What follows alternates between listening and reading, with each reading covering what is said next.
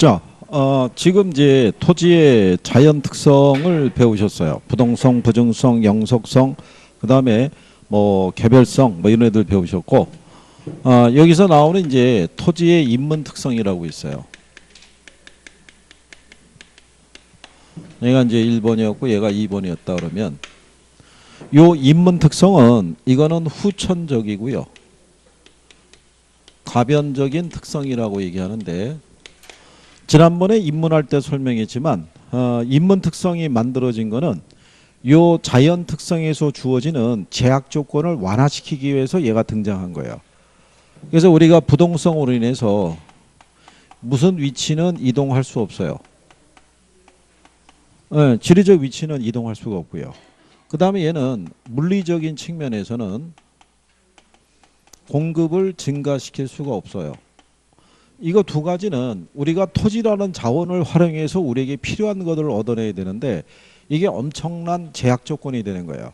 이 제약 조건을 완화시키기 위해서 우리 인간에서 만들어진 게 인문 특성인 거예요. 그래서 이게 지리적 위치는 이동이 안 돼도요.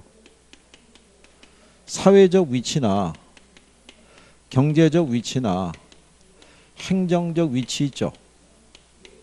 이 위치의 변화는 가져올 수 있다 없다.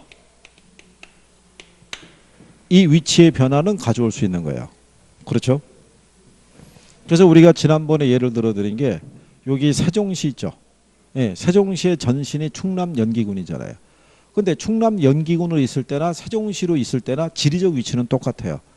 그런데 도시로 바뀌면서 이거는 달라진 거죠. 종전에 비해서 인구 밀도도 높아졌고 부동산 가격도 많이 비싸진 거고 이게 시 단위로 바뀌게 되면요. 이 군 단위로 있게 되면은 농어촌 특별 교부금 이런 게 있어요. 그래가지고 뭐 세대당 한 20만 원씩 지원해주고 이런 게 있어갖고 노인 양반들이 그거 받아줘가지고 뭐 손주 손녀면은 용돈 주기도 하고 뭐 간식 사주기도 하고 뭐 이렇게 해도 쏠쏠하게 쓸 수 있는 돈이 있어가지고 일부 지방의 군 단위에서는 시로 승격되는 거를 반대하는 경우도 있어요. 그것도 못 받게 되는 경우도 있으니까. 어쨌거나 이런 식의 변화는 유도할 수 있다는 거예요.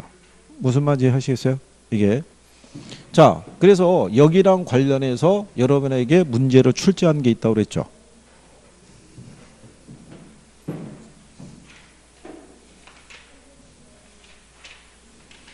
48페이지 가보세요. 네, 48페이지 가시면 문제 5번 있죠. A마트 인근 지역에 공원이 새롭게 조성이 되고 대형마트가 들어서서 A 아파트의 가격이 상승했다면 이러한 현상은 부동산의 자연 인문적인 특성 중에서 어떤 특성에 의한 것이냐 이렇게 물어본 거죠. 그러면 이렇게 생각하시면 되죠. A라는 아파트가 있어요. 근데 이 주변에 공원도 조성이 되고요. 그 다음에 뭐도 들어섰대요. 마트도 들어섰대요. 그러면 당연히 이 지역에 따른 무슨 위치가 경제적 위치나 이런 건 변화될 수 있죠. 그렇더라도 지리적 위치는 불변이잖아요. 지리적 위치는 불변이지만 이 변화는 가져올 수 있다는 거죠. 무슨 말인지 하시겠어요? 네, 그래서 이거를 매개로 해서 우리에게 주어지는 제약 조건을 어떻게 해야 돼요? 완화시키겠다는 거예요. 그래서 등장한 게 위치의 가변성이에요. 그 다음에 부증성으로 인해서 물리적인 공급은 불가능해요. 그죠? 그런데 뭐가 있음으로써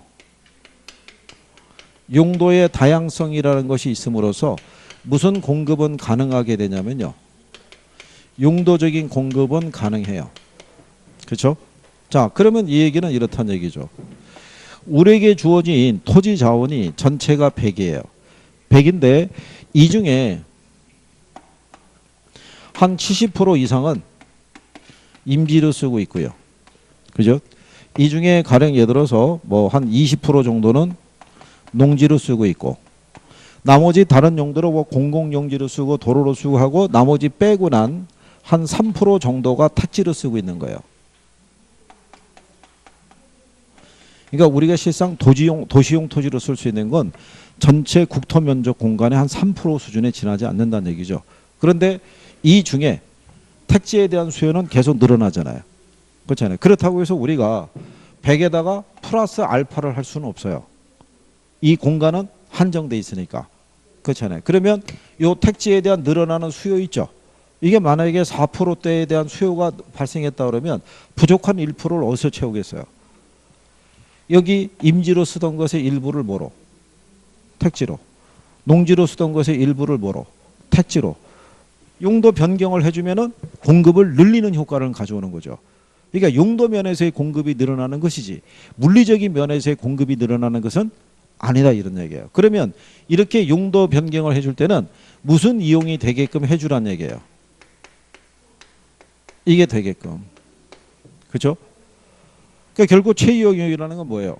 주택이 들어설 곳에서는 당연히 뭐를 공급해야 되는 거예요? 주택을 공급을 해줘야 되는 거예요.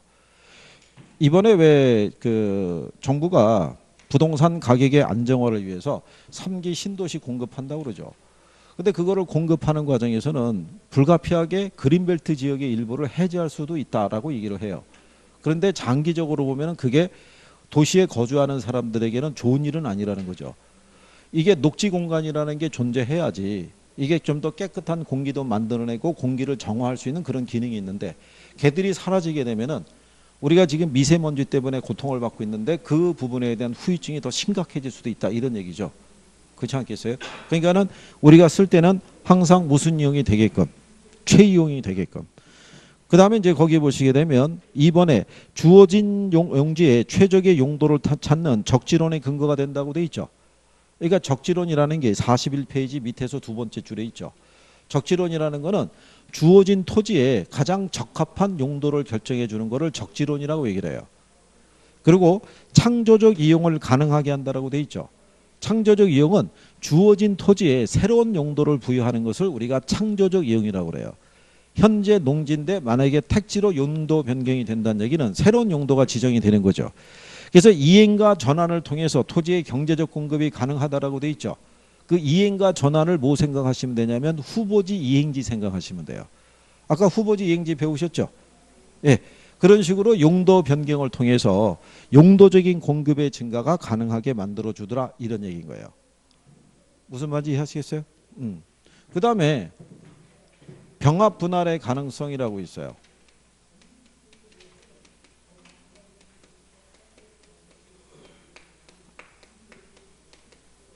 얘네는 교재상에서는 얘는 용도의 다양성을 뭐 해준다라고 그래요. 지원해주는 역할을 한다고 그러죠. 그러니까 결국 얘가 여기 있는 용도의 다양성하고요. 위치의 가변성이 있죠. 이걸 지원해주는 역할을 하는 거예요. 그리고 여러분들이 만약에 충남 연기군으로 있을 때는 농지가 이렇게 대단히 이렇게 토지가 있을 거 아니에요. 그러면 이거를 통으로 우리가 이용할 수는 없을 거란 얘기예요. 그럼 얘를 효과적으로 이용하기 위해서는 여기다가 뭐로 설치를 해야 돼요? 도로도 만들어야 돼요. 그죠? 그럼 필요에 따라 토지를 이렇게 나눌 수 있어요, 없어요? 나눌 수 있겠죠. 거기에 따라서 이것도 면적이 너무 넓으면 이거를 조그만 단위로 쪼개서도 이렇게 택지를 이렇게 해서 쪼개서도 분양할 수도 있다 없다? 있겠죠. 필요하면 토지의 면적을 합해야지만 뭐가 대규모의 건축물을 지을 수 있어요, 없어요? 있을 거 아니에요. 그래야지만 위치의 변화도 가져올 수 있고 용도의 변경도 가져올 수 있는 거예요. 그래서 병합 분할의 가능성의 가장 큰 역할은 용도의 다양성을 뭐 해주는 지원해주는 기능을 한다라고 돼 있는 거예요. 그래서 토지의 면적을 나누거나 합하는 과정에서 가치가 상승할 수도 있고 오히려 가치가 떨어질 수도 있어요, 없어요? 있겠죠. 그래서 그런 내용을 정리하시면 될 거예요. 그리고 3번에 보면 부동성과 함께 작용해서 한정 가격이 존재하게 된다라고 돼 있죠. 근데 요즘은 이 한정 가격이라는 표현을 잘 안 써요. 한정 가격이 일본식 감정 평가의 표현이에요. 시장이 이해 당사자에게만 한정돼 있을 때 성립할 수 있는 가격이 있죠. 그걸 무슨 가격이라고 한다? 그걸 한정 가격이라고 그래요.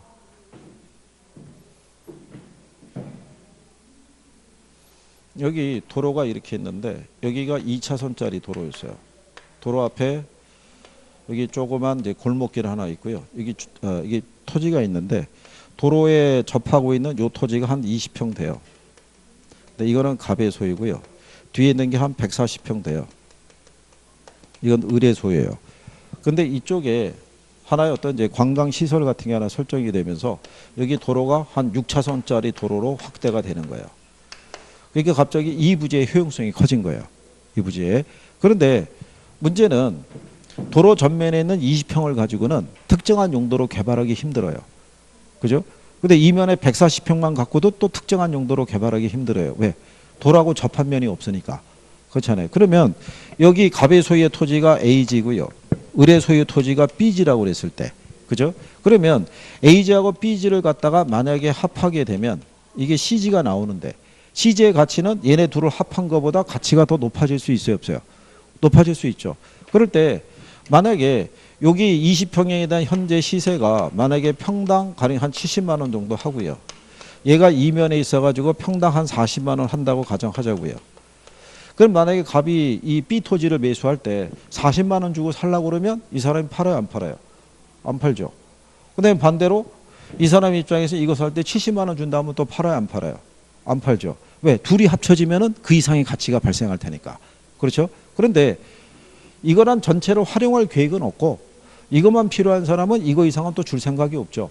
그렇죠? 이해 당사자 간에는 그 가치의 증가를 인정을 해주죠.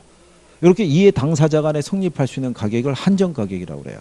그래서 이게 나중에 감정평가상에서 나오는 기여의 원칙에 입각해서 그래서 이게 전체 가치를 이렇게 배분하는 계산식도 있어요. 뭐 그것까지는 나올 리는 없을 거고. 그래서 이렇게 이해 당사자 간에 성립할 수 있는 가격을 한정 가격이라는 표현인데 우리나라 이제 평가상에서는 잘 안 써요. 일본식 평가상의 표현이에요. 그러니까 시험상에서 인용할 소지는 있다 없다? 없어요. 그러니까 참고하셔도 돼요. 그렇게 정리하시면 되겠고. 자, 그 다음에 이제 기타 뭐 인문적 특성, 지역성, 국토성 뭐 이런 것들이 있는데 이런 것들은 뭐 참고하셔도 돼요. 그래서 그렇게 정리하시면 되겠고요. 그 다음에 이제 뒤로 넘어가시면 나중에 여기서 이제 문제 그 나올 때 보게 되면요. 어렵지 않게 문제가 이제 구성이 돼요. 문제가. 그래서 이제 일단 그 46페이지가 보시면 중요 기출문제 나와 있죠. 그렇죠. 기출문제 보면 1번도 영속성, 부동성, 부증성, 개별성 뭐 이런 얘기죠. 그렇잖아요. 나머지 보시면 아시겠지만 인접성은 안 들어가 있어요. 근데 2번 문제가 부증성 물어봤죠. 2번 문제가. 근데 작년 문제에 부증성이 나왔잖아요. 23회 때 한 번, 29회 때 한 번. 이 부증성에 대해서. 그러니까 예를 들어서 아까 얘기한 대로 주요 특성이 있죠. 주요 특성은 단독적으로 나올 수 있는 거예요. 걔만 물어볼 수 있는 거예요. 걔만. 그래서 그렇지 않으면은 5개를 묶어서 내는 거예요. 묶어서 낼 때 인접성이 안 들어가기 때문에 하나의 성격을 집어넣든가 2개를 집어넣든가 아니면 인문 특성에서 지문 하나를 차용해 오는 거예요.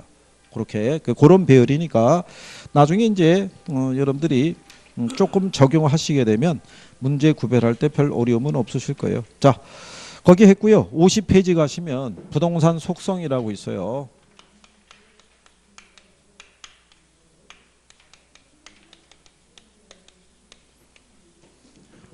여기 나와 있는 이 부동산 속성이라는 것은요. 토지가 본질적으로 가지고 있는 가치 있죠. 토지의 본질적인 성격에 대해서 설명하고 있는 거예요. 아까 여러분들이 부동산 개념을 나눌 때 토지를 우리가 기술적 개념, 물리적 개념으로 나누면 몇 가지가 있었어요. 물리적 개념으로 나누면 물리적 개념은 몇 가지? 일단 학개론에서 선생님이 몇 가지냐고 물어봤을 때 잘 기억이 안 나면 일단 4가지라고 얘기해 보는 거예요. 4가지. 거의 90%가 4가지예요. 4가지. 근데 4가지라고 얘기했는데 선생님이 반응이 별로 안 좋으면 하나를 더 붙여서 5가지 그러면 거의 95%가 맞는 거예요. 그러니까 몇 가지 아니면 몇 가지인 거예요? 4가지 아니면 5가지라고. 물리적 개념 몇 가지라고? 4가지예요. 4가지. 그럼 경제적 개념은 몇 가지라고? 경제적 개념. 5가지, 5가지. 그렇게 가는 거예요, 그렇게. 아니, 다 똑같. 이거 부동산 특성, 자연 특성 몇 가지인 거예요? 이거 5가지 있잖아요. 그렇잖아요. 이게 많아야 4가지 아니면 5가지인 거예요. 그 제목은 웬만한 거는 다 물어본 거예요. 웬만한 거는. 자, 그래서 그 안에 가게 되면 우리가 공간이고 자연이고 위치고 환경이고 뭐 이런 거 했잖아요. 원래는 이게 토지 경제학자가 이걸 한 7가지로 제시를 했는데 우리나라 이 김용진 교수라는 양반이 이거를 압축을 한 거예요. 압축을 해서 공간, 위치, 환경, 자연, 자산 뭐 이런 식으로 나눈 거예요. 근데 이 중에서 우리 교재를 보면은 공간 나와 있죠. 예. 그리고 이제 뒤로 넘어가시게 되면 위치, 환경 뭐 이렇게 돼 있어요. 거기에 대한 것만 정리하는데 그 중에서 그냥 이 공간에 대해서 제일 먼저 보면 이제 50페이지 공간이 있어요. 그죠? 이 공간의 개념이라고 되어 있는데 부동산 공간은 몇천 공간으로 되어 있다는 거예요. 3천 공간으로. 얘를 3천 공간이자 무슨 공간이라고 그래요? 네, 입체 공간이라고 하는 거예요. 그러니까 지구의 단면을 이렇게 잘라보게 되면 이렇게 공중 공간이 있고요. 그 다음에 무슨 공간이 있고 수평이 있고 그 다음에 지하. 이렇게 세 가지 공간으로 구성이 되어 있다라고 얘기를 해요. 그죠? 거기 보시면 부동산은 공중공간, 수평공간, 지중공간의 3천 공간으로 구성이 되어 있다고 되어 있죠. 이 중에 공중공간과 지중공간을 합해서 입체공간이라고 하잖아요.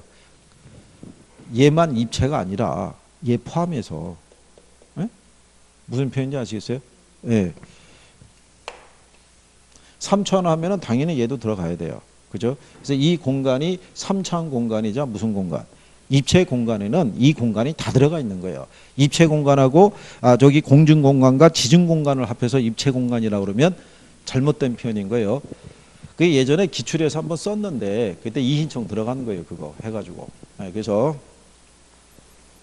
그래서 거기 양가로 이번에 나와 있죠. 공간 개념과 관련해서 주의할 것은 공중과 수평간, 지중공간 모두를 입체 공간이라 하기도 한다는 것이다. 이렇게 해놨잖아요. 그죠? 그러니까는 위에 문장에서 그거 그냥 빼고 이렇게 이제 표현하면 된다는 얘기죠. 그래서 우리가 부동산의 가치를 판정할 때는요, 이 세 가지 공간의 합으로 판단하는 거예요. 이 공간만 보고 판단하지는 않는다는 거예요. 물론 옛날에 농업 활동을 할 때는 이 공간으로서의 토지의 가치는 이 공간만 인식을 했을 거란 얘기예요. 무슨 공간만? 수평만. 농사 지으니까. 근데 산업사회로 들어가게 되면은 이 공간이 수평만 얘기하는 건 아니죠. 네, 입체 공간 전체를 다 얘기하는 거죠. 도시적에서는 이 공간을 어떻게 이용할 수 있냐에 따라서 가치가 틀려질 테니까. 그 내용이죠. 자, 그래서 이제 그런 내용이고요.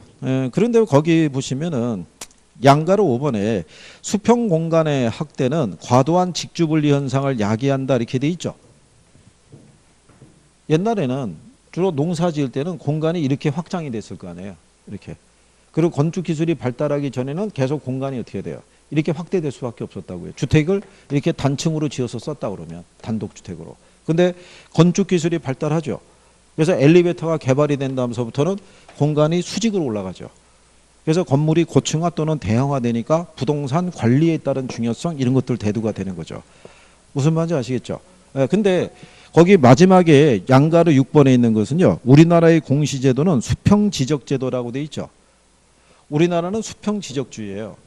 그러니까 만약에 소유권에 관한 경계를 구분할 때도 이 수평 공간에 대한 경계는 뚜렷해요. 근데 공중 공간과 지하 공간에 미치는 소유권의 경계는 명확하지 않아요. 지금 우리나라 같은 경우는요. 땅 밑에 뭐가 묻혀져 있는지를 몰라요. 지금 현재 매설된 게 뭐만 매설되어 있냐면 도시가스관 이런 것 있죠. 이거는 매설이 되어 있고 그 표시가 군데군데 되어 있는데 그 더 밑으로 들어가면은 그 안에 뭐 불발탈이 있는지 옛날에 조선시대에 예를 들어서 유적지가 묻혀 있는지 그런 거 안다 모른다. 전혀 파악이 안 되는 거예요. 그래서 도심지 같은 경우 재개발하다 보면은 왜 종로 쪽에 가게 되면 옛날 그 오래된 왜 그 음식점들이 있던 데 있죠. 거기 그 헐고 재개발하는 과정에서 옛날에 그 종로 시대 그 어떤 그 장터 뭐 이런 것도 있죠. 음식점터 이런 게 발견이 된 거 아니에요. 그래서 그 안으로 들어가면은 유리로 이렇게 돼 있어서 안에 그 발굴 현장과 옛날의 흔적이 그대로 보존이 돼 있다고요. 개발할 때 그 공간을 빼고 개발했으니까. 그러니까 지하 공간은 우리가 파악이 안 돼 있어요. 뭐가 묻혀져 있는지도 모르고. 그러니까 그게 그러니까 이게 육지도 모르는데 바다는 알겠냐 이거죠. 바다는 모르죠. 네. 그렇지는 않죠. 그 지난번에 그 지하권 할 때 설명해 드렸는데 지하에 미치는 토지 소유권자의 권리는요. 나라마다 인정하는 게 틀려요. 잘 사는 나라는 인정해 줘요. 개인 소유를. 근데 못 사는 나라는 인정 안 해줘요. 미국은 그 소위 얘기한 대로 텍사스 재벌이 많다라고 그래요. 텍사스가 유전지대예요. 얼마 전에 보면은 미국의 그 왜 부시 대통령이라고 해서 왜 그 사망했죠. 그 가문이 텍사스 재벌이에요. 그러니까 텍사스의 유전을 소유하고 있다고요. 걔네들이. 그러니까 걔네들이 정치 자금 이런 것부터 자유스러운 거예요. 돈이 워낙 많으니까. 걔네가. 아니, 그러니까 자원이 많은 나라에서는, 그러니까 미국같이 땅덩어리가 넓잖아. 넓은데 이게 거면 유전지대인데 거기서 유전이 발견했다고 해서 일일이 정부가 간섭을 하기에는 너무 많다는 얘기예요. 그러니까 그건 개인 소유로 인정해 주는 거예요, 그냥. 근데 우리나라 같은 경우는 지하에 만약에 우리 손천여 그 집에서 갑자기 유전이 팡 터졌다 그래서 내 거라고 주장할 수 있냐면 그건 안 된다고. 그 민법상에 소유권의 대상이 포함이 안 돼. 그러니까 광업법상에 광업권의 객체가 되기 때문에, 그래서 우리는 지하에 있는 미채굴 광물에서는 개인 소유권을 인정을 안 해줘요. 보상을 조금 해줄 걸? 조금. 그 파는 거는 뭐냐면 개인 소유 땅에서 예를 들어서 무슨 산삼이 나왔다든가 뭐 이런 거 발견하면 그런 거는 줄 수 있어도 이거는 광물 자원이잖아, 광물 자원. 그렇기 때문에 그거하고는 성격이 틀리고요. 다만 바다에 있는 왜 그 보물선 있죠. 보물선을 발견을 하게 되면 최초의 발견자에게 그 가액의 한 50% 정도는 보상금으로 줘요. 예, 그래서 속칭 얘기한 대로 땅 파는 것보다는 바다로 뛰어드는 게 낫다고 얘기해요. 땅 파야 뭐 소용이 없으니까. 그래서 여러분들이 거기 그 보시게 되면 옆 페이지에 소유권의 공간적 범위라고 돼 있죠. 그래서 이 공간적 범위가 옛날에 농사 지을 때보다는 확대된 거예요. 소유권이 미치는 범위가. 그런데 이거를 정확하게 어디까지라고 구별할 수는 없어요. 그래서 우리나라 법에서는 그냥 정당한 이익이 존재하는 상하에 미친다라고만 규정돼 있어요. 그게 미국하고는 차이점이 있는 게, 미국은 이게 절대적 권리라고 그래서 일정한 고도까지는 어떤 경우라도 이걸 침해할 수는 없어요. 근데 우리는 그 개념이 없기 때문에 그냥 정당한 이익이 존재하는 상하에 미친다라고만 규정이 되어 있는 거예요. 그래서 거기 여러분들이 토지 소유권의 공간적인 범위를 보면 양가로 2번에 이렇게 돼 있죠. 민법 212조에 의하면 토지 소유권의 범위는 정당한 이익이 있는 범위 내에서 토지의 상하에 미친다라고 돼 있죠. 근데 이게 애매모호하잖아요. 그래서 결국은 뭐가 붙냐면 분쟁이 붙는 거예요. 일조권 침해 있죠. 그러면 일조권 침해 문제로 둘 개인 간의 분쟁이 발생하면 결코 조정이 안 돼요. 그럼 결국은 어디로 갈 수밖에 없어요. 법원에서 정리해 줘야 돼요. 그래서 법원의 판단에 의해서 결정될 수도 있다라고 얘기를 하는 거예요. 무슨 말인지 아시겠죠? 명확하게 규정은 안 돼 있다. 그때 그 밑에 가면 공중권, 지표권, 지하권 이렇게 돼 있죠. 예, 그거는 뭐 얘기하냐면 이렇게 보시면 돼요. 토지 소유권의 공간적 범위를 나타내고 있는 거예요. 이 토지 소유권의 공간적인 범위를 지표권하고 그 다음에 뭐 하고요? 지하권하고 그 다음에 뭐로? 공중권으로 이렇게 나눌 수 있다는 거예요. 이거는 이제 구별한 거는 우리나라 민법이 아니고요. 이 영미법에서 구별한 개념인데, 지표권이라는 거 먼저 이제 공중권이라고 나와 있죠. 우리 교재. 그래서 거기 보면 공중권이란 소유권자가 토지 구역상의 공중 공간을 타인에게 방해받지 않고 정당한 이익이 있는 범위 내에서 이용 관리할 수 있는 권리를 말한다라고 이렇게 돼 있죠. 네. 그래서 얘네는 일정한 고도까지는 배타적인 권리를 인정해 주는 거예요. 영미법상에서는. 그러니까 우리나라의 개념하고는 조금 틀린 거예요. 이게. 자, 그때 이제 거기 밑으로 쭉 내려가서 동그라미 4번에 가게 되면 공중권에 대한 논리는 이용되지 않는 상부 공간의 개발 용량을 다른 토지로 이전해서 이용할 수 있도록 하는 개발권 양도제를 탄생시켰다 이렇게 돼 있죠. 그건 그렇지는 않고요. 개발권 양도제라는 것은 나중에 여러분들이 토지 정책에서 배우시는 지역 지구제만 가지고는 도시 성장 관리를 하기가 어려워요. 그래서 만들어진 제도가 바로 뭐다? 개발권 양도제인데, 개발권 양도제는 원래의 취지는 뭐냐면 역사적인 유물 보존 있죠.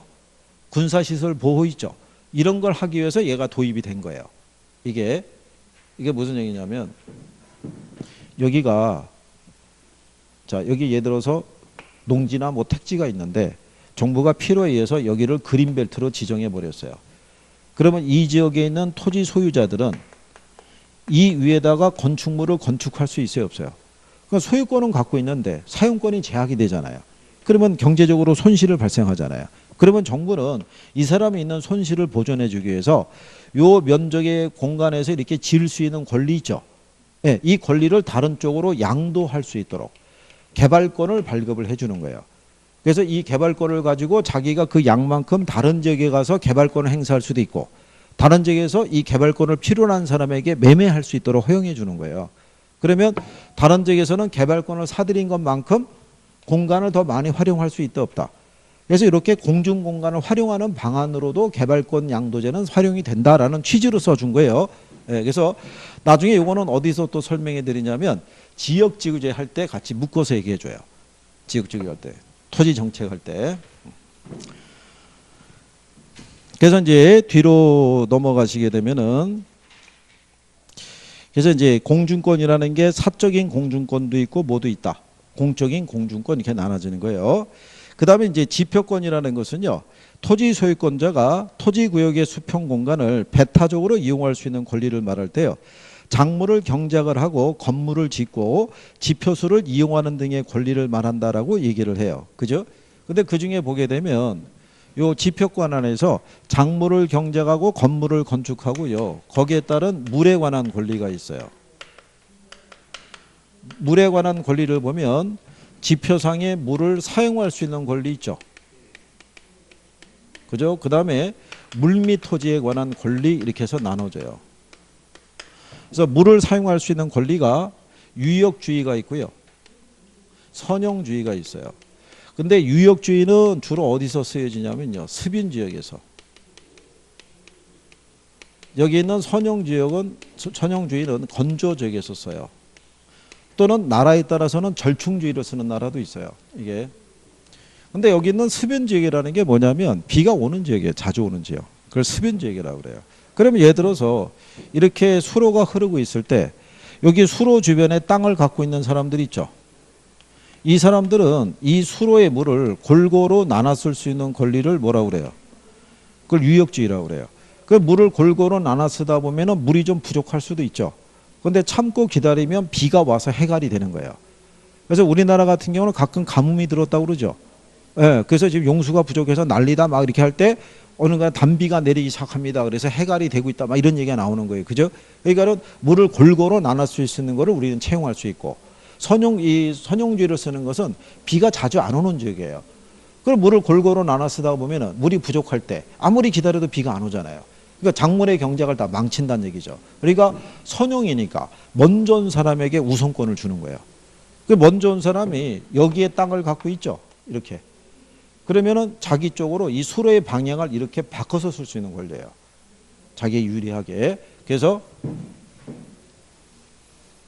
여러분들이 도시가 성장하기 위해서는 뭐가 필요해요? 물이 필요한 거예요. 물이라는 것이 용수가 확보가 되지 않으면 그러면은 도시가 발달하기가 힘들어요. 그래서 여러분들이 옛날에 학창시절에 배웠던 미국하고 캐나다 국경에 가면은 오대호라고 있어요. 호수 큰 거 5개가 있는데 그 미국의 서부에 가게 되면 캘리포니아주의 LA라는 도시 있죠. 네, LA라는 도시가 이게 사막에 있는 도시예요. 사막이 있으니까는 뭐가 부족하겠어요? 물이 부족할 거 아니에요. 근데 얘네가 인구가 1000만 정도의 거대 도시라고요. 이게 거대 도시로 발달하기 위해서 저기 있는 오데오에서부터 파이프라인 박아가지고 여기까지 물을 끌고 온 거예요. 이렇게. 그래서 도시가 성장할 수 있던 거예요. 근데 지금은 그 용량이 이미 포화 상태인 거예요. 그래서 쟤네가 지금 인구가 팽창할 때 물이 이제 부족한 상태가 이제 빠지기 시작하는 거예요. 우리나라도 물은 부족한 나라예요. 물이 풍부한 나라가 아니라. 우리는 정부에서 물을 관리하고 있기 때문에 수자원공사에서 물을 관리해 주잖아요. 그렇기 때문에 우리 지금 물을 펑펑 쓰고 있는 거예요. 옛날에는 저기 이 상수도 시설 이런 거 먹고 그랬을 때는 옛날에 물차 다녀서 물차가 물 공급해주고 부족한 데는 막 그러던 시절도 있었던 거예요. 그러니까 그때는 뭐 물을 아껴서 써야 되고 막 그랬던 거예요. 근데 그 물을 지금 말고 전 정부에서 그 물을 민영화하려고 그랬다고요. 수자원공사를 민영화시키려고. 그랬으면은 지금 우리는 물 이렇게 못 써요. 서열순으로 쓰는 거예요. 그죠? 할아버지가 먼저 한번 쓰면 아버지 쓰고 그 다음에 애들이 쓰고 막 이렇게 가는 거예요. 그 물도 그냥 버리지는 못하고 그죠? 화장실 쪽에 가서 그때 물로 사용하고 뭐 이렇게 쓸 수밖에 없는 거예요. 물값이 비싸 보세요. 물을 어떻게 쓰겠어요? 그렇지 않겠어요? 지금 그 물 1리터의 가격이 휘발유 1리터의 가격하고 맞먹어요. 비싼 애들도 많고. 심층수라고 들어보셨죠? 심해수 뭐 이런 거. 저기 강남에 가면은 무슨 특정한 동네에 있는 사람들이 그 물을 주로 먹는다는 거죠. 바다 저기 뭐 20km에서 끌어올린 물, 뭐 미네랄에 풍부하고 뭐 이런 거 그렇다는 거죠. 다. 어쨌거나 그래서 이거는 따로 정리할 게 없어요. 자, 유역주의가 있고 무슨 주의가 있어요? 선형주의. 수변지역이라는 게 뭐가 오는 지역이에요? 비가. 우리는 비가 와야 하나요? 비가 오죠. 그러니까 우리 민법은 이거 쓰는 거예요. 무슨 주의를? 유역주의를. 그죠? 그러니까 선생들이 여기서 약간의 이제 변형을 주는 게 유역주의가 선형주의가 있으면 어느 게 더 좋은 제도예요? 유역주의가 있고 선형주의가 있으면. 그런 건 없어요. 비가 오는 지역은 얘가 합리적이고 비가 안 오는 지역은 얘가 합리적인 거예요. 무슨 말인지 아시겠죠? 그게 이제 그런 내용인 거예요. 그래서 그렇게 정리하시면 되겠고요. 그 다음에 옆에 제가 가시면은 지하권이라고 나오죠. 자, 1분 이제 그 지하 공간으로부터 어떤 이익을 획득하거나 사용할 수 있는 권리를 우리가 얘기를 해요. 근데 거기 보시면 지하권은 토지의 구성 부분이나 독립성이 없는 부착물에 미치고요. 지하수를 이용할 수 있는 권리 있죠. 이것도 지하권에 해당이 돼요. 왜? 이게 지하수라는 거는 이게 말 그대로 식수잖아요.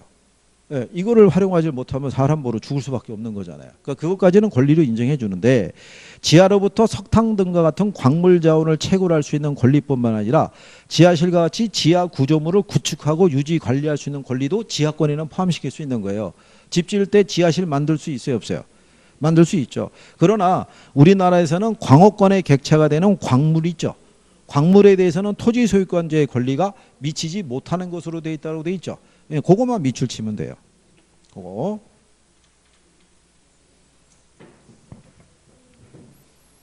그리고 이제 4번 지문에 보면요. 우리나라가 지하철 건설 같은 공익사업을 시행할 때 있죠. 토지의 지하를 사실상 영구적으로 사용할 때 공익사업자는 토지 소유자에게 토지의 이용이 저해되는 정도에 따라 뭘 해줘야 되는 거예요? 보상을 해줘야 돼요. 보상. 그래서 거기 밑에 가면 참고란에 한계 심도라고 돼 있죠. 토지 소유자의 통상적 이용 행위가 예상이 돼서 지하철 등 지하시설물 설치로 인해 일반적인 토지용에 지장을 받을 것으로 판단되는 기준이 되는 깊이를 한계 심도라고 그러는데요. 그거를 일본에서는 대심도라고도 얘기를 해요. 혹시 여러분들이 대심도 그 지하철 얘기 들어보셨나요? 대심도 지하철이라고? 저쪽에 그 수도권에 가면 동탄이라는 그 도시가 있어요. 예, 이게 동탄에서부터 강남까지 연결하는 지하철 있죠. 예, 그게 대심도 지하철 한번 기획했던 적이 있어요. 이게 그래서 근데 왜 대심도라고 얘기했냐면은 이게 토지 보상을 해줄 수 있는 깊이가 지하로부터 40m 이전이면은 보상이 이루어져야 되는데 40m까지 내려가게 되면 보상액이 토지 가격의 한 1, 2% 수준에 지나질 않아요. 그러니까 보상을 많이 안 해줘도 된다는 얘기죠. 그래서 지하 깊이가 몇 미터?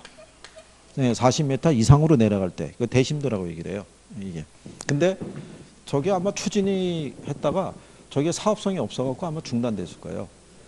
저게 사업성이 있으려고 그러면 하루 평균 한 2만 명 이상이 이용을 해줘야 되는데 저게 이용할 수 있는 많은 사람이 별로 없겠죠. 저게 또 비쌀 거 아니에요. 저기 틀림없이 민자를 유치해서 건설해야 될 텐데. 그러니까 뭐 그런 내용이라고 보시면 돼요. 자, 그 다음에 그 지하권 안에 서게 되면요. 마지막에 동그라미 5번에 가면 구분 지상권이라고 돼 있죠. 지하 또는 지상의 공간을 상하의 범위를 정해서 건물 또는 기타 공작물을 소유하기 위해서 설정할 수 있다는 거죠. 조금 아까 개발권 이전 때도 얘기했었죠. 걔는 공중공간만 활용할 수 있는 거고요. 구분지상권은 지하 공간이나 공중공간을 다 활용할 수 있는 게 구분지상권이라고 그래요. 그래서 지상에서는 뭐를 쓸 수 있냐면 한전에서 이렇게 고압선을 설치해야 되죠.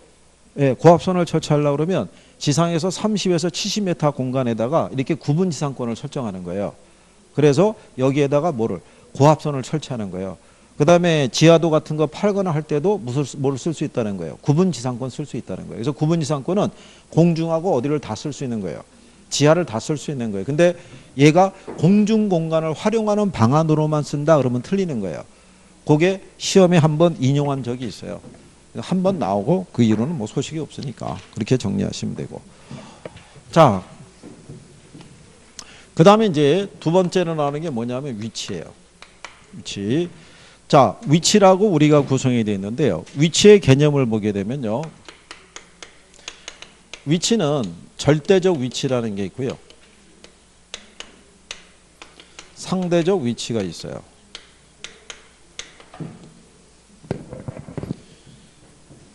벌써 이게 얼굴 표정이 조그마같이 뭐 소유권이 인정이 된다 안 된다 뭐 미책을 광물할 때는 눈이 반짝반짝하다가 끝나고 이제 수업 들어가니까 표정이 조금씩 더 우울해지는 거예요. 근데 조금 하면 이제 끝나는 거예요. 조금 하면 그죠? 좀 쉬었다가 이제 또 1월 달부터는 4교시 하는 거 알고 있죠? 1월 달부터.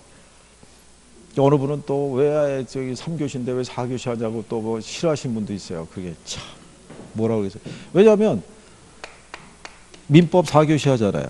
공법도 4교시 하잖아요. 개론이라도 3교시 해주면 그나마 희망이 있는데 개론도 4교시 한다니까 이제 조금씩 그래 가는 거죠. 그래도 어제가 여기 수업이 뭐였어요? 어제 중개사법 3교시 할 거 아니에요. 3교시하고 오늘 4교시 하니까 밸런스가 맞잖아요. 어제도 4교시 오늘도 4교시 하면 힘든데 그렇잖아요. 대신에 4교시 수업을 하되 보충은 안 해요. 그냥 이 안에서 제가 로테이션으로 돌려갖고 진도를 하기 때문에 뭐 주말에 나와서 보충해야 된다 이런 건 없어요. 그러니까 민법은 간혹 보충할 수 있어요. 민법 워낙 분량이 많기 때문에 일요일이나 뭐 이렇게 나와갖고 진도를 우리가 나가야 되니까 나와달라 이럴 수 있는데 학교로는 주말에 나와서 보충합시다 이런 얘기는 없어요. 그러니까 그건 걱정하지 않으셔도 돼요. 대신에 있는 시간이라도 복습이라도 좀 잘 해주세요. 그죠? 네? 네. 조만간에 확인할 때가 있을 거예요. 기습적으로 쪽지 시험 보는 거예요. 쪽지 시험. 기습적으로. 그죠? 인원은 얼마 안 되지만 다 모였을 때. 이렇게 앉아있을 때 갑자기 저 뒤에 문이 열리면서 밖에 있는 직원이 시험지하고 답안지를 들고 들어올 거예요. 그래서 이렇게 쭉 배포해주고 아시다시피 이 강의실에서는 출구가 하나밖에 없는 걸 알고 계시죠? 제가 저기 뒤에 앉아있을 거예요. 나가면서 답안지만 내고 가면 돼요. 답안지만. 네. 이름은 안 적어도 돼요. 이름 쓰라고 그러면 답안지 들고 창문으로 가기 때문에 답안지는 이름 안 써도 돼요. 그냥 주기만 하면 돼요. 그래서 제가 봐야 중간 점검을 해보죠. 도대체 어디가 정리가 돼 있고 어디가 정리가 안 돼 있는지. 그렇죠? 네. 그래서 열심히 해야 돼요. 왜냐하면 얼굴 표정만 갖고는 알 수가 없어요. 이해가 되고 있는지 안 되고 있는지. 김 총각은 확인할 수 있지. 내가 물어보니까 천천히 하고 확인할 수 있는데 나머지 분들은 제가 확인할 수가 없으니까 객관적으로 우리가 자료를 가지고 확인해야 돼요. 근데 그게 여러분들이 여러분들을 위한 거예요. 지금 당장 시험을 보는 게 아니라 한 두 코스 돌았을 때 한번 해본다고요. 통상은 제가 6월달 정도에 시험을 한번 봐요. 6월달이면 이론이 다 끝나고 7월달부터 문제풀이 들어갈 때거든요. 그러니까 마지막으로 어느 정도까지 올라와 있는지를 확인하는 차원에서 그때는 테스트를 한번 해요. 여기만 하는 게 아니라 제가 강의하는 모든 학원의 테스트를 똑같이 해요. 그때는 똑같은 문제를 가지고. 그래야지 제가 확인을 해보죠. 평균이 어떤지, 어디가 돼 있는지 그걸 확인하는 거죠. 열심히 해야 돼요, 진짜. 그래서 동차 합격해서 나가야죠. 그잖아요. 내년에 또 이 시간에 여기 와서 앉아 있는다는 건 참 힘들잖아요, 그죠? 네? 네. 그러니까 자 여기 위치를 보시게 되면요. 절대적 위치가 있고 상대적 위치가 있는데 절대적 위치는 이거 얘기하는 거예요. 지리적 위치. 그러니까 뭐하고 결부되어 있냐면 부동성과 결부되어 있는 거고요. 여기는 상대적 위치라는 것은요. 크게 나누면은 경제적 위치라고 얘기를 해요. 이 경제적 위치 안에는 물론 사회적 위치하고 행정적 위치도 내포가 되어 있다고 보시면 돼요. 근데 절대적 위치는 변해요, 안 변해요? 안 변하는 거죠. 경제적 위치는 변할 수 있는 거죠. 그렇잖아요. 예. 그래서 거기 보시게 되면 위치의 개념에 보면요. 두 번째 줄에 부동산의 이용은 주변의 다른 부동산의 이용 상태에 영향을 많이 받으니까 상대적 위치가 보다 중요하다고 하겠다 이렇게 돼 있죠. 그러면 이렇게 생각해 보세요. 절대적 위치가 있고 상대적 위치가 있죠. 어느 게 더 중요하겠어요? 그건 그렇게 얘기하면 안 돼요. 예, 이 상대적 위치의 중요성도 있다 할 수 있으나 절대적 위치도 무시할 수는 없다 이렇게 가셔야 돼요. 부동산학이 사회과학이기 때문에 이게 100%라는 개념을 가지고 출발한 학문이 아닌 거예요. 100%에 도달하기 위해서 이론과 명제를 갖고 접근해가는 학문인 거예요. 그러니까 절대적인 개념은 없는 거예요. 무슨 말인지 아시겠죠? 상대적 위치가 중요하다 할 수 있으나 절대적 위치가 주어지는 뭐 그 부분도 당연히 고려는 해줘야 된다. 뭐 이런 쪽으로 정리가 해줘야 돼요. 무슨 말인지 아시겠죠? 예. 그래서 그거는 여러분들 한번 생각해 보세요. 세종시라는 데서 행정도시를 만들었죠. 그렇잖아요. 그러면 얘가 만들어졌을 때는 무슨 위치를 일단 우선적으로 고려했겠어요? 이걸 고려했을 거라고요. 지리적 위치를. 그렇지 않겠어요? 이게 뭔가 하나 새롭게 만들어지려고 그러면 도시는 용수와 배수가 편리해야 돼요. 근데 예를 들어서 이 가까운 곳에 예를 들어서 상수원 보호구역 같은 게 있으면 안 된다고요. 여기서 오폐수가 나가면서 거기를 오염시킬 수 있으니까 그래도 안 되고, 또 지형적으로 봤을 때는 평탄한 지형이 많아야 된다고요. 이게 지형이 험난하게 하게 되면 그거 조성하는데 어떻게 돼요? 시간 많이 걸리는 거예요. 왜 한때 저기 이쪽에 부산이나 쪽에서 왜 그 공항 만드는 것 때문에 둘이 한번 붙었던 적이 있었죠. 그래서 어느는 되고 안 되고가 지형학적 위치가 컸다고요. 주변에 산이 많아가지고 비행장 설치되려면 걔들을 다 깎아내야 되기 때문에 지형적으로는 걔는 안 맞는다. 공사비 많이 들어간다. 그래서 부적합하다. 뭐 이런 것도 있는 거예요. 근데 들어서게 되면은 당연히 이 위치는 변할 수 있어요, 없어요? 그렇죠. 우리는 그러면 투자하려고 그러면 얘보다는 얘 변화가 예상되는 쪽으로 투자하는 게 훨씬 낫겠죠. 무슨 말인지 아시겠죠? 하지만 결국은 양자를 기본적으로 다 고려는 해줘야 된다, 이렇게 생각하시면 돼요. 그래서 시험상에서는 뭐 이걸 가지고 문장을 뒤집어서 특별하게 주지는 않을 거예요. 자, 그 다음에 그러면 이제 예를 들어서 이렇게 돼 있을 때요. 그러면 토지에 대한 위치의 가치 있죠. 위치의 가치를 판정할 때 옛날에 농사 지을 때 있죠. 농사 지을 때는 토지의 위치의 가치를 이걸 보고 판단했을 거라고요. 뭐를? 비옥도를. 근데 현대 산업사회에서는 땅이 얼마나 기름지냐 이건 중요한 게 아니죠. 도시적에서는 뭐를 가지고 그 토지의 위치의 가치를 판단했겠어요? 그게 접근성이에요. 접근성이 좋으면 토지의 가치가 높은 거고, 접근성이 안 좋으면 토지의 가치가 싸다, 이렇게 판단하는 거예요. 현대 도시적에서는. 그래서 거기 보시면 접근성과 부동산의 가치라고 나오죠. 네. 그래서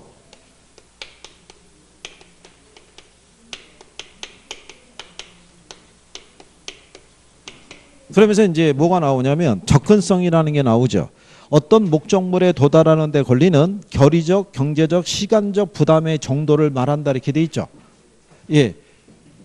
그게 그 부담의 정도에서 발생하는 이게 상대적 비용의 크기라고 얘기하는데요. 요 상대적 비용이 뭐 생각하시면 되냐면 이게 교통비용이에요. 무슨 비용? 교통비용. 그래서 이 교통비용이라는 건요, 특정한 지점에서 또 다른 지점으로 이동할 때 소요되는 돈만 얘기하는 게 아니라 이동할 때 소요되는 시간과 노력까지 포함한 것을 우리가 무슨 비용? 교통비용이라는 거예요. 그러니까 여기 있는 교통비용은 이동할 때 소요되는 돈에다가 시간과 뭐까지 포함되어 있는 거예요. 노력까지 포함되어 있는 거예요. 그러니까 교통비용이 적게 들어가면 접근성이 좋은 거예요. 교통비용이 많이 들어가면 접근성이 안 좋은 거예요. 그래서 여러분들이 보면 우리가 소위 얘기한다면 역세권이라고 그러죠. 네, 역세권이라는 것은 결국은 상권이 발달되어 있다는 얘기잖아요. 왜냐하면 여기라는 것은 사람들이 쉽게 많이 모일 수 있는 곳이 여기예요. 그 역으로부터 이동, 동선을 최소화하면서 사람들이 물건을 구매할 수 있다면 그리로 몰려들 수밖에 없죠. 그래서 우리나라 그 유통업체 중에서는 L로 시작되는 그 유통업체가 있어요. 얘네가 우리나라 기업 중에서는 교통유발 부담금을 제일 많이 내는 기업이 여기에요. 얘네가 전국적으로 얘네가 소유하고 있는 백화점에서 세일이 들어가게 되면 주변 도로 한 차선이 막히는 거예요. 또 뭐 거기 이용하는 사람 차량으로 그냥 확 막혀버리니까. 그리고 얘네가 대단한 게 뭐냐면 모든 매장은 여기에서 연결이 다 돼 있어요. 연결 통로가. 그러니까 지하철에서 내려서 굳이 지상으로 나가지 않고 지하 공간을 통해 가지고 바로 일로 다 접근이 가능한 거예요. 이렇게. 그래서 이래서 일반적으로 부동산은 뭐가 좋으면, 예, 접근성이 좋으면 모두 높다라고 얘기를 해요. 예, 부동산의 가치가 높다라고 봐요. 그런데 항상 그렇진 않아요. 예외가 있어요, 없어요? 예외가 있는 거예요. 그거는 접근성이 가지고 있는 특징 때문에 그래요. 그래서 거기 보시면 양가로 이렇게 돼 있죠. 일반적으로 접근성이 좋을수록 부동산의 가치는 높은데, 그러나 접근성이 좋다고 그 부동산의 가치가 항상 높은 것은 아니다, 이렇게 해놨죠. 이유가 뭐냐면 접근의 대상물이 뭐냐 이거예요. 접근의 대상물이 생활 편익시설 있죠. 그러니까 여러분 집에서 한 5분 거리에 지하철역도 있고, 그죠? 마트도 있고, 공원도 있고, 뭐 이런 것들이 조성이 되어 있으면 살기 괜찮잖아요. 근데 5분 거리에 거기다 쓰레기 소각장, 화장장 이런 게 있으면 저 위험이나 혐오시설이 있으면 오히려 가치가 떨어지겠죠. 그 다음에 두 번째 보면 접근의 정도란 얘기죠. 편익시설이라 할지라도 너무 지나치게 가까우면은 오히려 간과의 대상이 된다는 거예요. 철길 옆에 주택이라든가 상가 주택 있죠. 시장 안에 주택. 이런 것들은 오히려 소음도에 따라서 안 좋아진다는 얘기예요. 무슨 말인지 아시겠죠? 그 다음에 옆에 지가면 용도 있죠. 예, 용도에 따라 접근성의 중요성과 판단 기준은 틀려진다는 거예요. 예를 들어서 기도원이나 요양원 같이 사람이 많이 찾지 않는 그 부동산들이 있죠. 여기는 접근성을 별로 중시하지 않아요. 근데 소매 상점들은 뭐를 중시해요? 접근성을 중시하죠. 여러분들 아파트 단지에 상가가 있을 때 1층도 슈퍼가 있고 지하층에도 슈퍼가 있어요. 그럼 사람 주로 어디로 가겠어요? 다 1층 가요. 동선을 최소화하는 것을 선택한다라고 생각하시면 되는 거예요. 그래서 그렇게 구별하시면 되겠고, 그 다음에 이제 환경이라고 돼 있죠.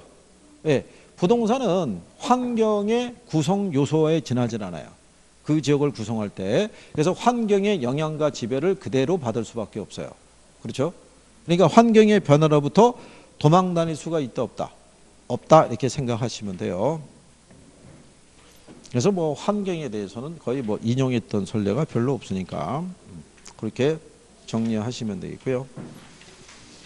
그 다음에 이제 뒤로 넘기시면은 이제 강론으로 가시는 거예요. 강론. 강론에 가서 이제 경제론, 시장론, 이제 정책론, 투자론 이제 이런 것들을 쭉 정리를 하시는 거예요. 여기를. 그래서 여기까지는 조금 지나면 어느 정도 다 해요. 내용이 이렇게 어려운 게 없기 때문에 이번에 1월 달에 한번 들었잖아요. 3월 달 정도 한번 들으면 뭐 더 이상은 뭐 할 게 없을 것 같은 생각이 들어요. 이게 이제 경제론은 얘기가 틀려져요. 경제론은 정리를 잘 해줘야 돼요. 여기는 문항수가 얘보다도 많이 나오는 것도 있지만 얘가 기초적인 내용이에요. 부동산 시장을 우리가 이제 분석을 하기 위해서는 이 수요 공급의 논리를 가지고 접근을 해요. 그러니까 그 내용을 정리하면 되니까 잠깐 쉬었다가 이게 좀 알아보고 마무리하죠.